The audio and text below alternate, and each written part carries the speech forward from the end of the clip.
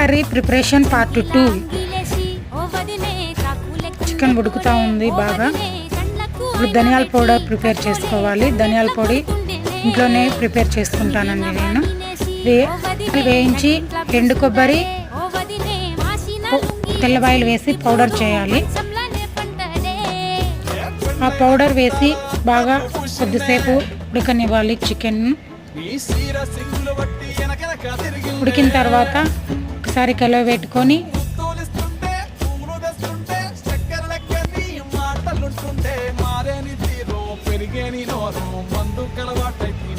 కొద్దిగా కొత్తిమీర వేసి మరొకసారి కలవ పెట్టుకొని ఆఫ్ చేసుకోవాలి. ఇంకా ఆఫ్ చేసుకోవాలి. మా పాప తింటుంది. ఎలా ఉందో టేస్ట్ అడుగుతున్నాను. ఎలా ఉంది మా? నచ్చిందా? Please like and comment.